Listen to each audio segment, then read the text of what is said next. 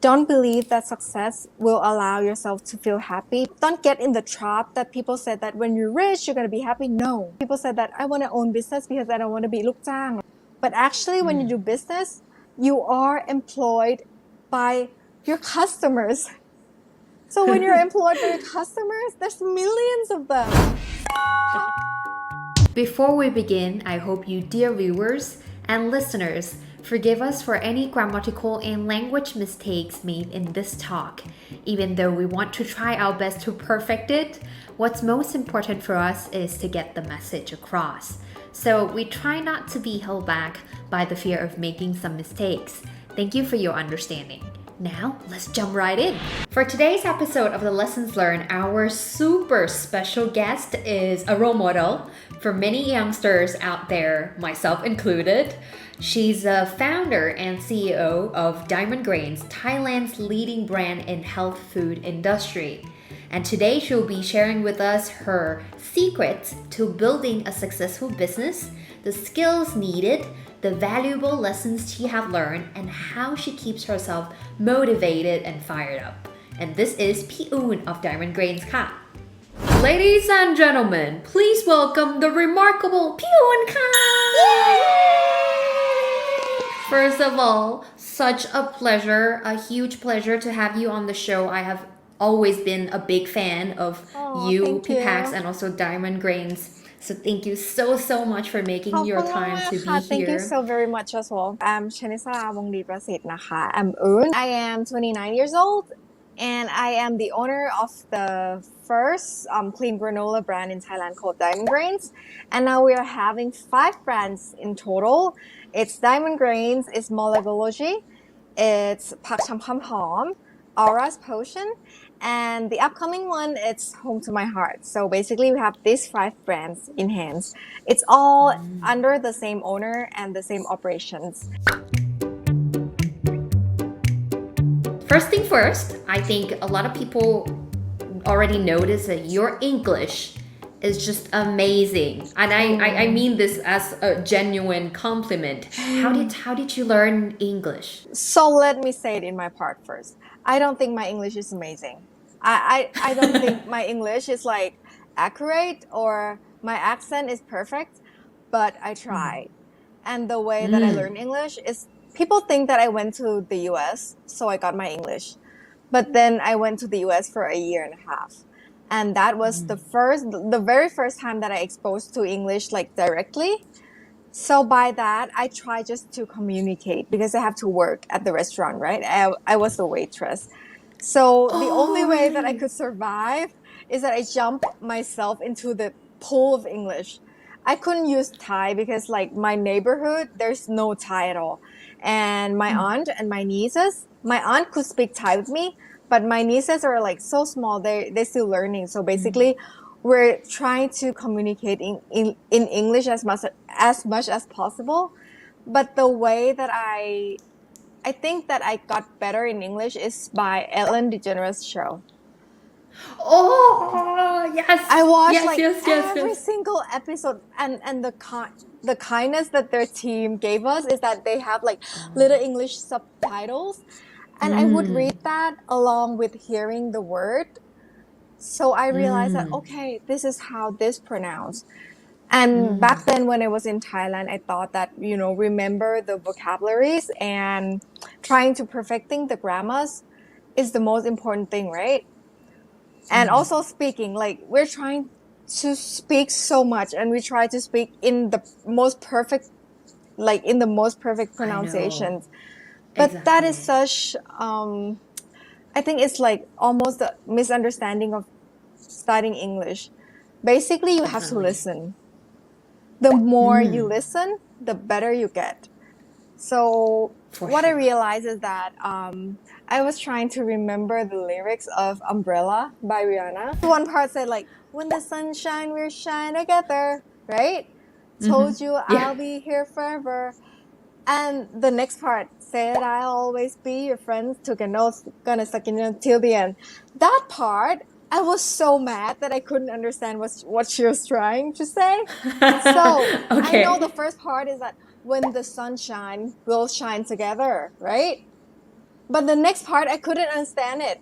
So what I would do is I would rewind it over and over and over again without Googling the lyric. What I was trying to do is I would slow down the pace of the song. So I hear it like this.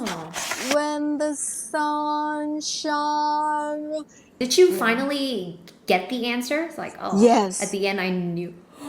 Not all the words though. Like for example, what is it? When the sunshine will shine together. Told you I'll be here forever, right? Yeah, I might get the word like I'll be here. And forever, I couldn't understand it at first, but then I get the context of the sentence. So I know that the last word should be forever. You know what I mean? I So see. So it's like connecting the dots. Correct. Wow, Yeah. that's So really... your brain's got to work. Your hearing, like your hearing is better as well. And when you hear it better, your speaking is better, right? Yeah. For sure. Yeah, I think I totally agree 100% that there's a lot of misconception and we kind of like too shy to speak out because we feel like the grammar might be wrong or we might pronounce something wrong. Do you have like any tips that like help you like, I'm just gonna speak it out and to have more confidence in your speaking? Yeah. I think people have accents, you know? It's not just us that have accents. Even the Americans have accents. Like when I went there, I was in Texas, right? And people from New York would sound different. And people from, you know, the Italian family would sound different. The Chinese people would sound different. The Korean people would sound different.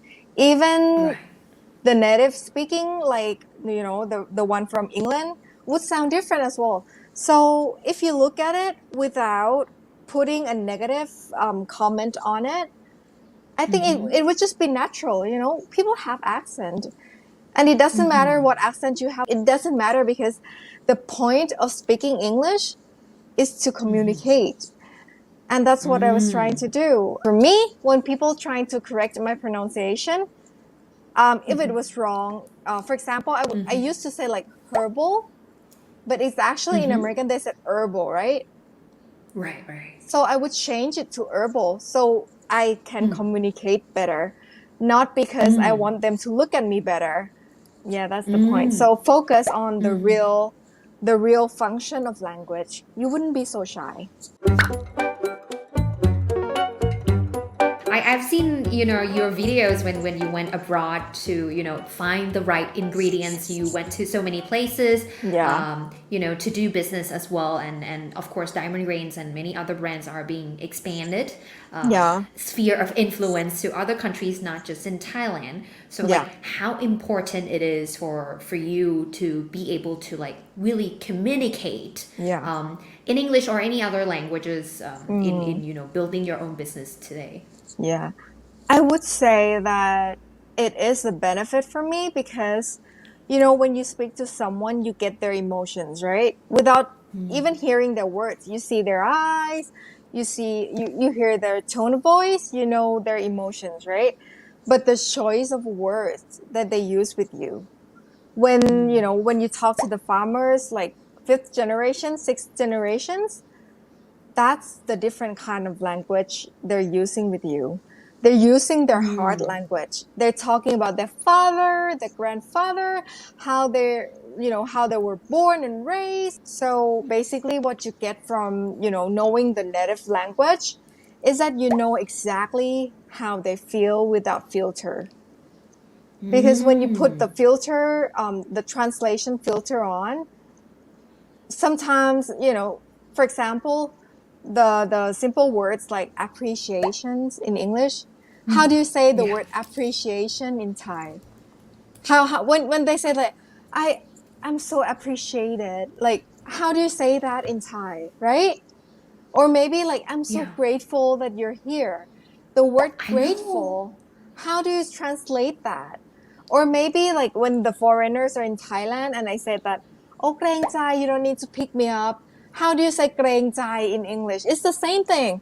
It's not only that we go to, you know, to the countries that people are speaking English and we're trying to understand them, but same as well when they're coming to Thailand and they're trying to understand the language with the filter, they would never be able to understand fully without understanding the culture that's attached with the word. So every single language has that emotional attachment within the vocabularies. Let's delve deeper into your inspiring story of building, Diamond Grains and like the other brands as well. And I think during this COVID situation, of course, it could be something to inspire people to get motivated to start something on their own and maybe to get fired up a little bit at this difficult time. What do you think is the biggest struggle? And I know you've been through a lot of ups and downs, but what do you think is the biggest struggle or challenge that you have to face, and how did you overcome that? I think it's the same for every single business owner, is their mindset. Because, every single day you get line notifications, like 100 of them, and half of it is problems, Half of the notifications that we got like daily are problems. So for me, that is normal. Everything outside of my brain, it's so normal to have problems. For example, suppliers wouldn't get this on time. Maybe the customers got goods, but the product was, having problems via shipping whatsoever. But the one hard thing that you get to you have to have is the mind power. You have to be so strong to be able to defeat all the negative comments, the negative thoughts in your own head, and sometimes the relationship that you've been through with people, and when there's people, there's problems. So so when you have to grow up every single day and realize that you yourself have to own that mind power and keep going every single day without stopping. Because sometimes people would ask me like, okay, when you're gonna stop, are you gonna exit, or do you plan to retire at the age of, people see me work so hard, right? So they think that I would like rush in and work every single day so I can rest at an early age, right? But for me, I am here to plan to do this every single day. I would never think about quitting, except someone would do this job better in my position. I would be happy to quit. But for me, for now, I would just, do my best every single day without thinking about, okay, I'm going to quit in 10 years. So I'm not in a rush like that. So my mind power has to be so strong that even though I sleep, maybe a little less than other people, or maybe I have to face some crisis that I have to face, and there's 100 people behind me, that is very, very important, especially people who others claim them to be a success, to be a millionaire at a very young age. There's a price that comes with that. This kind of brings me to the next question, of course, is sometimes we are struggling and we're I'm too tired to go. Is it because my mind power is not strong enough, or is it my passion is not strong enough? Do you what do you think is the key for you that, okay, I work really hard, maybe I don't get that many hours of sleep, but this actually is the main thing that keeps me motivated every single time, even though how many struggles I've been through, I'm still motivated and stay on track because of this. I believe in nature, not nature as trees and rivers, not like that, but I believe in nature as dhamma, things comes and go, and exactly what's gonna happen. Changes happens, problems, crisis happens, ups and downs happens. So when it goes up, I didn't think that it would go up every single day. I know that it would go down.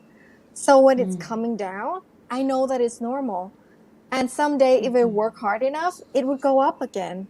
So I'm not really wasting time asking like, oh my gosh, what did I do wrong? Or, I focus on the problems. So when I focus on the problems, I don't question myself. And when I don't question myself, I fix the problems really quickly because I excluded the problems from me. Even though the problems come from me sometimes I do stupid mistakes. And what I have to do really quick is that I have to exclude that out of me and learn from it as quick as possible. For example, if I, sign some papers wrong and I lose like, for example, like 1,000 baht, for example, I lose 1,000 baht by signing that paper foolishly when I was young. I would like, oh shoot, why did I do that? But now I always think that, okay, if I think about it, I would waste my time. And there's nothing I can do about it anymore. And the only thing that I can fix that is to do better. Yeah. And when you do better, you feel better about yourself. And that's the only way. I was really curious because you being the public figure, right? And a lot of times people have certain conceptions or like, oh, people must be like this or your person must be like this. And there were also a lot of, we could say, the more you expose to the public, then a lot of times there are people having certain assumptions about you and also criticism. But you have the coolest way to deal with criticism. I was really like blown away whenever I saw your response to certain negativity, and I was like, this lady just killed it. So how do you have any tips on handling criticism or any negativity that comes your way? When you think the comments that people are making is true, you get offended, right? Because you believe that what they say is true. But for example, if someone comes to you and said, oh, Kun Khana, you have a red hair. Your hair is red. Would you be mad? No. Yeah, the same thing. So basically, you just look at it and don't take it personally. You just think that, oh, my hair is black. Oh, it's funny how you see it red, but if you think it's red, it's okay. But my hair is actually black, and you know exactly that your hair is black. And at the end of the night, you brush your hair, you shower, you look in the mirror, and you know that your hair is black, and that is it. You could never change the eyes of others, never, because if you do that, you would waste all of your time trying to explain to everybody how you are. But if there's anything at all to be explained, for example, if your hair is black, but when the sunlight hit your hair and the gleams of your hair turns red, you could explain to them that the reasons why you're seeing it as red is because the sunlight or some angles when you see it hits my hair and then it shines in red. But if they don't think that it is because of that, and they think that, no, I believe you're born red hair. That's on them, right? So it depends on you as well if you want to explain it or not. And there would be some point that you're trying to explain so much to one person and they wouldn't be able to take it. So you just stop. And you just go to bed at night and think that, oh, it's okay, my hair is black sometimes and it looks great, sometimes it's fine. So it's more of the perception you see in the mirror for yourself. That's amazing. That's amazing. I think that's also quite a skill that we kind of need to be aware of in this digital age where people That's can very comment on true. anything on us. Now I'm coming back to the skill a little bit. Now we have the mind power and everything.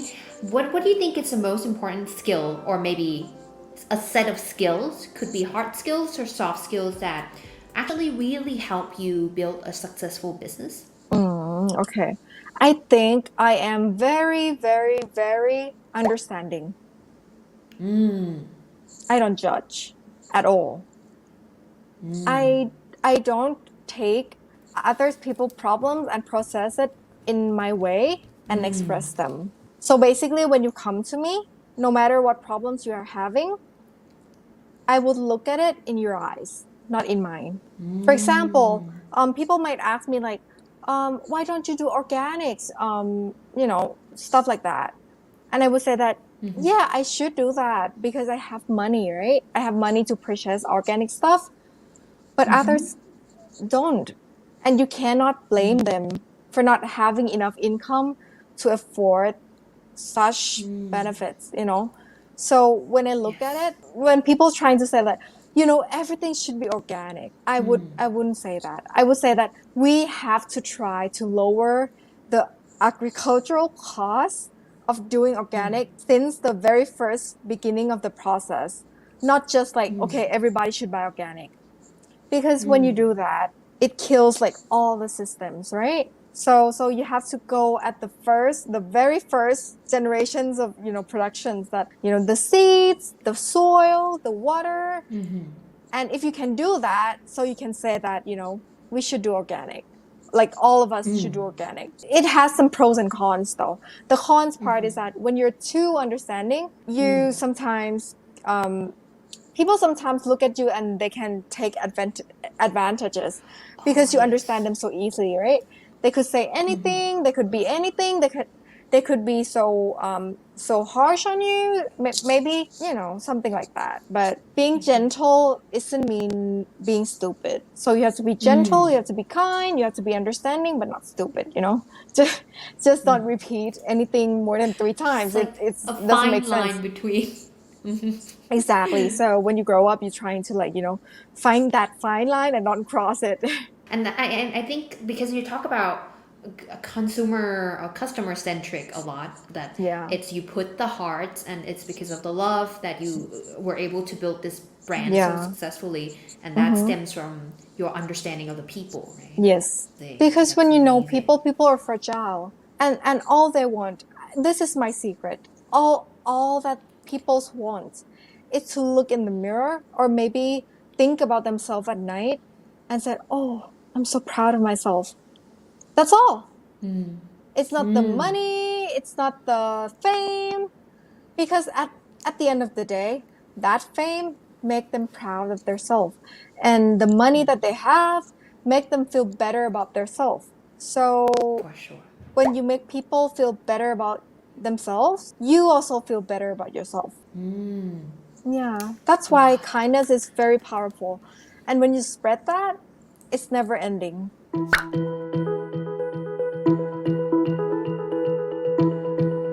Are there any valuable lessons or some things that you have to maybe learn the hard way? Something that you wish you knew, before starting this, to share with the people who aspire to become like successful entrepreneurs, maybe in the future, or anything, doesn't have to be business, but anything to be successful at what you do? I believe that the most important learning that I have is that it doesn't matter how good you are at doing business or anything. You have to look at the pace of the people that are included in the project, because everybody has their own pace. Pacing is really, really, really important. For example, if I do things my way and in my own pace, everybody would get left behind because it was so quick, right?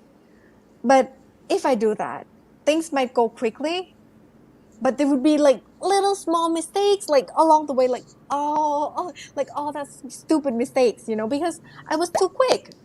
I wouldn't look at it like closely or neatly enough. But when some people in my team would be like super slow, but what they do is that they're so neat with the project. So you have to respect that. You have to respect the pace of the people, and you have to understand that not everybody is like you. Sometimes you have to pause a little bit for them to catch up, and sometimes they might have to rush a little bit to keep up with you. So learning the pace of the people around you is when you know that you can work in the team, right? Because no business can grow by your own, right? So what I do is that I try to look at the pace of the people, and as a CEO, I try to harmonize it. That's all I need to do. Yeah, because a lot of people might think that the CEO job is to work hard. Yes, that's part of it, but mostly is to harmonize your organization and let people shine. And if the people could shine, your job is complete. Because if the people could shine in their work, the work is shining as well. Yeah. ว้าวทำไมต้องปรบมือให้กับทุกคำตอบนี่ก็ไม่รู้เป็นอะไร ก็มูฟเป็นตลอดเวลาเพราะว่าอินมาก การ harmonize คืออุ่นมองแบบ I look at myself as pH balancer. So so in organization you have people who are like very very acidic, right? And some people are แบบ very very ด่าง very very beige อย่างเงี้ยก็คือแบบ you just have to balance it and see how to mix everybody together to let them make the most perfect potion that you could make. And that's a very very hard skill. That's like the hardest thing in doing business. Not performing in economic world. I think that's hard. But the true job of the CEO is to balance that and to make money at the same time. For sure. And that's the fun in it, I think. Okay. Now I can see that because learning from you, and you have so many roles when starting the business. So you do every little processes of the company. I know I was like, you design everything, and you went to distributed things, you do the packaging and all these things. So it takes a lot of learning every single day, I think, right? Yeah. And even until now, following your story, people that have been following your stories online would probably know that you are a great learner. Do you have any learning tips or techniques, or or any sort of routine that you do these days to keep improving yourself, your craft, and your business? I think the hunger to learn is more important than technique. Because if you have hunger, that hunger to know, that is the only thing that allows myself to go out there and trying to find something or finding the answer. Because if I truly don't want to know, I don't want to know. Like, for example, in biology class, they would teach about cells, right? I think I am the only one in class in Texas, the United States of America. I would went back home and go into YouTube and search what does cell do, and watch the video about cells for hours and hours because I really want to know. Because I don't care about the exam, I don't care about my grades. I just want to know, and the reasons why I want to know is because it's fun. And the only way I could make it fun is to look at the video, because the teachers in class would be so boring.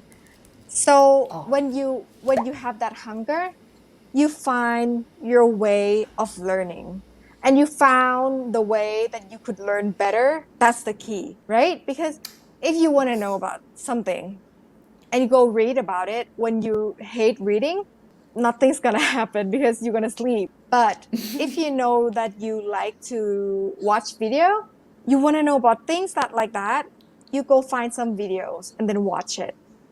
And and you could learn so easily because that's the tools that you need to learn. Everybody has different sense and different kind of learning skills. Mine is visuals and hearing. So I hate touching. I hate if you let me go out to the fields and go to the field trips, I would stuck in the car and said, it's too hot, I couldn't learn anything. But if you just allow me inside an AC room and watch and watch and watch, I could learn so much. So basically find your hunger and find your learning skills. Wow, that's definitely, yes, personalize it in the way that works best for you. This is out of my curiosity.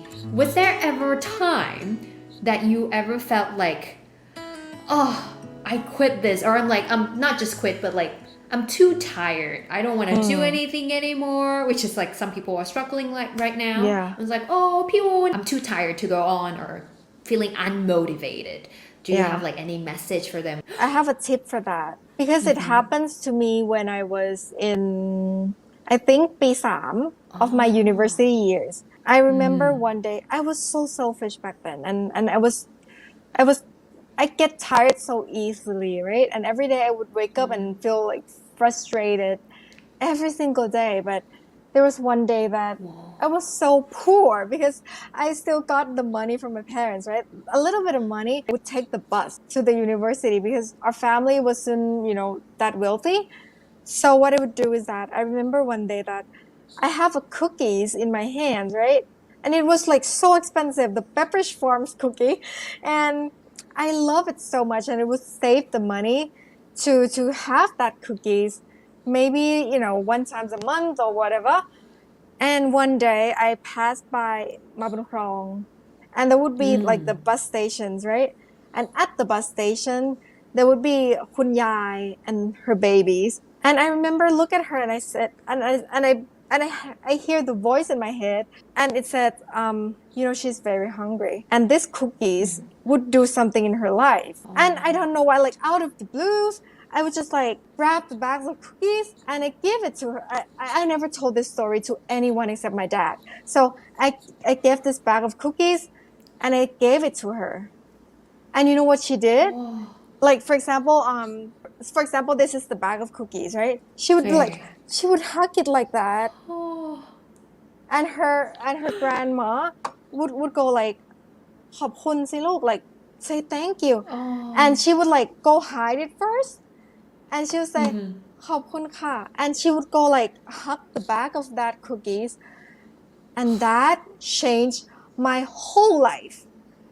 I thought about it, I'm gonna cry. Like, I got goosebumps. Yeah, I remember like went back to the bus, and I called my dad. And I said, Dad, I'm so happy right now. I don't know why. I need to tell you about this. And I was like, I'm so happy. I have no idea that when you're doing good to somebody, you feel like this. So after that, when I give, I just give. And I felt it right away. For example, I do TikTok's video and my mind trying to give something to somebody. And even one comment saying thank you, that's enough for me. So I'm grateful in that little thing. So quitting, see, when I talk about it now, if I quit, It's like, I would miss so much joy in my life. And not only that, I have so many things that I do for. Like, if you do things for yourself, you put the pressure on yourself just for yourself. It's not that you are selfish. Everybody's selfish. But you would be so traumatized every single day about yourself that you wake up and you do this and you're not success and you think, oh shoot, I'm suck. But if you do something to others, at first it started with my husband, right? Pipax. I would want to do something to make him proud, right? So that's my one power. But now I have my family, I have my team, I have my customers, I have the whole country. So it's different for me to quit because there's so many stakes, like I have to do it for. So when you do it in the name of other people as well, it's not too hard anymore because you have that kind of power supporting you in the back. So yeah, that's my tip.